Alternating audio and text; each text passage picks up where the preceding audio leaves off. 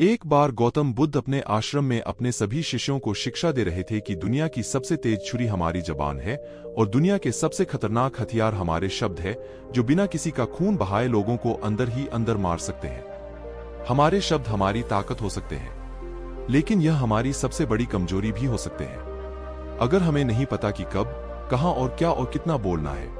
यदि हम सही समय पर सही इरादे के साथ सही शब्दों का प्रयोग करते हैं तो यह हमें एक सफल व्यक्ति बनाता है। लेकिन अगर हम सही समय पर सही इरादे से सही शब्दों का इस्तेमाल नहीं करते तो यह हमारे जीवन को नर्क से बदतर बना सकता है। तो दोस्तों, आज की स्टोरी के माध्यम से मैं आपको बताने वाला हूं कि चुप रहकर कैसे हम अपने जीवन को बदल सकते हैं। आपको चुप रहने की शक्ति का एहसास इस वीडियो में होने वाला है। वीडियो शुरू करने से पहले वीडियो को लाइक जरूर करें। तो चलिए शुरू करते हैं इस कहानी को।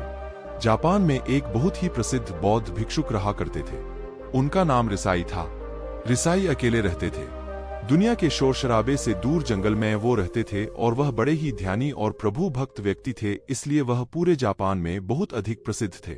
एक दिन एक राजकुमार रिसाई के पास आया और बोला, हे प्रिय भिक्षु, मैं हमेशा थका हुआ, निराश और परेशान महसूस करता हूँ।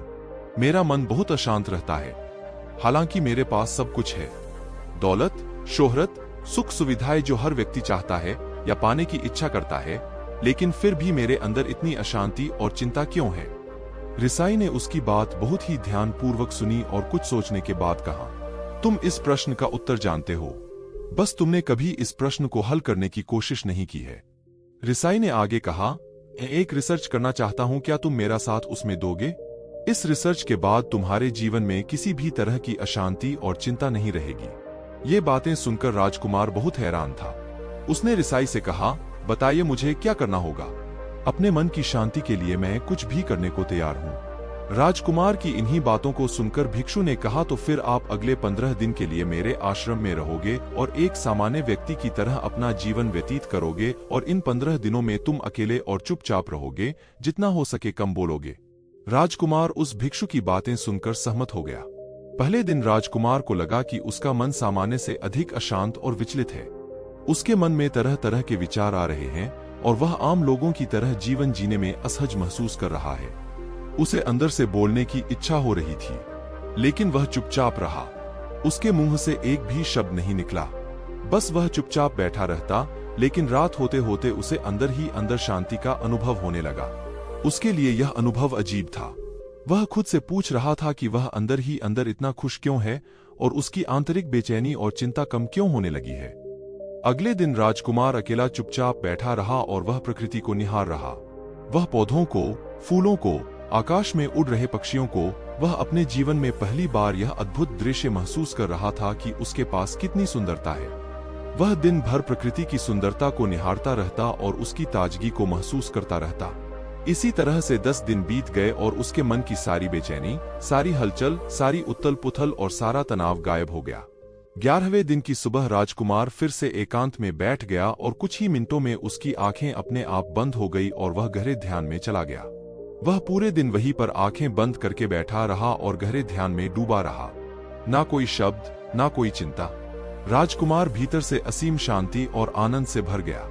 राजकुमार अपने बाकी के 4 दिन इसी तरह गहरे ध्यान में व्यतीत करने के बाद 15 दिन बाद रिसाई के सामने प्रस्तुत हुआ और रिसाई को प्रणाम करके बोला, प्रिय भिक्षु, मुझे उत्तर मिल गया कि मेरे मन में इतनी उथल पुथल और चिंता क्यों थी। मैं जान गया कि मेरा मन इतना अशांत और विचलित क्यों था। रिसाई मुस्कुराते हुए पूछा, बताओ क्या उत्तर मिला तुम्हें? राजकुमार ने कहा, मैं आवश्यकता से अधिक बातें करता था। मैं किसी पर भी अपने शब्द और ऊर्जा व्यर्थ करता था। मैं दिन भर अपने लोगों से फालतू की बातें करता रहता और फिर उन्हीं के बारे में अकेले में सोचता रहता और ज्यादातर समय नकारात्मक ही सोचता रहता। इस तरह मैं बस अपना समय बर्बाद कर रहा था। ज्यादा बोलने और नकारात्मक सोचने की वजह से मेरा मन अशांत और बेचैन हो गया था और इसी वजह से मैं किसी भी काम को ठीक से नहीं कर पा रहा था, जिसकी वजह से मैं हर काम में असफल होने लगा और फिर इन्हीं लगातार मिलने वाली असफलताओं की वजह से ही मैं और भी उदास और चिड़चिड़ा हो गया। इन्हीं सभी चीजों की वजह से मेरा जीवन नष्ट हो रहा था, लेकिन यहाँ पर बिताए हुए 15 दिन मेरे लिए पूरी तरह से अलग थे। मुझे कुछ अलग ही एहसास यहाँ पर हो रहा था।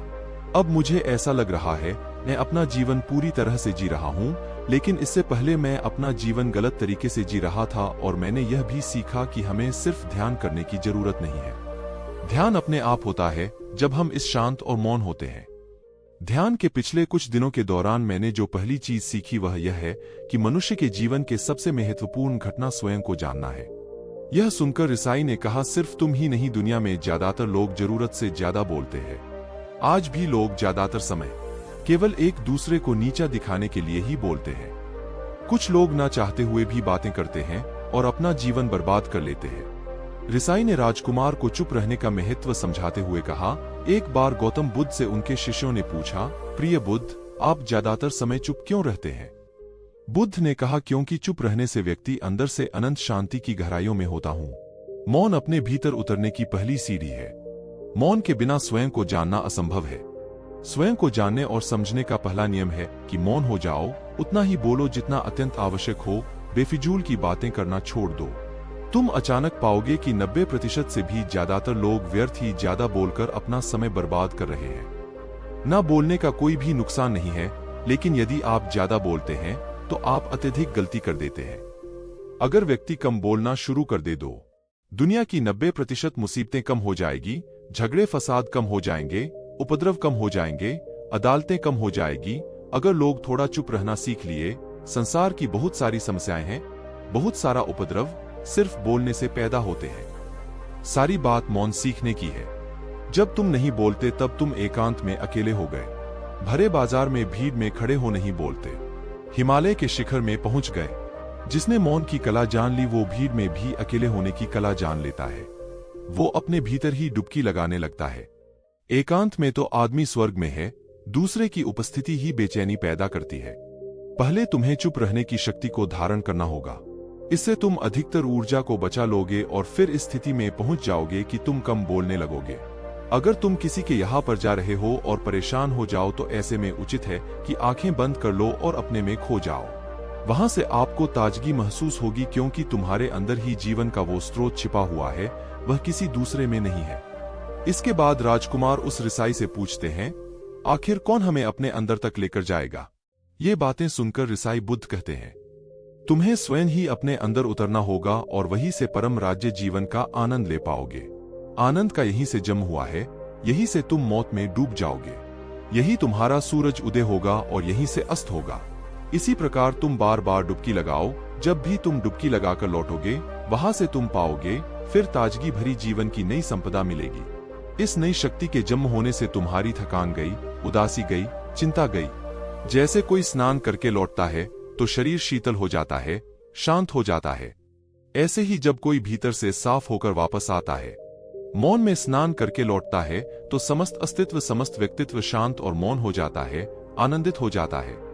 जब तुम आंतरिक मौन की उस पराकाष्ठा पर पहुंच जाओगे, तब तुम पाओगे कि बोलने से भी तुम्हारा मौन खंडित नहीं होता, वो बना ही रहता है। उसकी एक अंतर्धारा लगातार तुम्हारे भीतर बहती रहती है। तुम बोलते तो हो, तुम शब्द का उपयोग भी करते हो, लेकिन वो तुम्हारे मौन को खंडित नहीं कर पाती। एक बार गहरे मौन में स्थिर हो जाओ, फिर तुम्हारी वाणी में भी मिठास आ जाएगी। तुम्हारा बोलना संगीत पूर्ण होगा, तुम्हारा बोलना सत्य होगा। तुम बोलोगे तो दूसरों पर भी शीतलता छा जाएगी। जैसे ही तुम अंदर से चुप होते हो, तुम इतने शक्तिशाली होने लगते हो कि समाज की निर्भरता तुम छोड़ने लगते हो और तुम्हारे जीवन में एक मस्ती आती है जो केवल दीवानों के जीवन में होती है। तुम्हारे चेहरे पर एक नई रौनक आ जाती है। तुम्हारी आंखें किसी अमृत के समान हो जाती है और तुम अनंत शांति के समुद्र में डूबने लगते हो। इतना कहकर भिक्षु रिझाई ने अपनी बात खत्म की और वो मौन में चले गए। राजकुमार उनका धन्यवाद कर अपने महल में चला गया। दोस्तों, आपने भी अनुभव किया होगा कि बहुत ज्यादा बात करने से दिमाग अशांत हो जाता है, जिससे हम अपने दिमाग पर नियंत्रण खो देते हैं और साथ ही अपना ध्यान भी खो देते हैं। जो लोग बहुत ज्यादा बोलते हैं, उनके पास किसी एक काम पर ध्यान केंद्रित करने की काबिलियत नहीं होती। वो अपने किसी भी लक्ष्य पर पूरी तरह से केंद्रित नहीं कर पाते। अगर हमारा दिमाग एक जगह केंद्रित नहीं है, तो हम जीवन की सच्चाई नहीं समझ पाते और ना ही मनचाही सफलता कभी हासिल कर पाएंगे। इसके अलावा भी आपने देखा होगा कि जो लोग अधिक बोलते हैं, वो अक्सर लोगों के बीच हंसी का पात्र बन जाते हैं, और जो लोग कम बोलते हैं और अपनी बात पर कायम रहते हैं, उन्हें लोगों से सम्मान मिलता है। लोग उनकी बातों को सुनते हैं और उन पर भरोसा भी करते हैं। जो लोग जरूरत से अधिक बोलते हैं और अपने विचारों के बारे में पक्के नहीं होते, उनका दिमाग स्थिर और विचलित रहता है, शोर से भरा रहता है, और एक अशांत दिमाग वाला व्यक्ति जीवन में किसी भी चीज में सफल नहीं हो पाता, क्योंकि वह किसी भी काम में फोकस नहीं कर पाता। यदि किसी व्यक्ति को यह पता है कि उसे कब, कहाँ और क्या बोलना है, तो वह व्यक्ति सच में बहुत बुद्धिमान है, और ऐसा व्यक्ति जहां भी जाता है उसका व्यक्तित्व आकर्षण का केंद्र बन जाता है, और वह जो कुछ भी करता है उसमें सफल अवश्य होता है।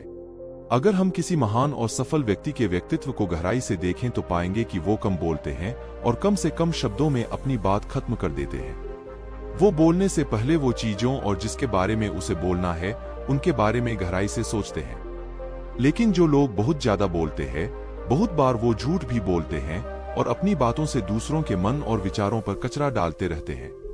वह ज्यादातर समय दूसरों की बुराई करते रहते हैं, इसलिए उनके अपने भी उनसे नफरत करने लगते हैं और उनसे बचने की कोशिश करते हैं। हमारे भारतीय उपनिषदों में कहा गया है कि हमारे शब्द वास्तविक ब्रह्मशक्ति हैं।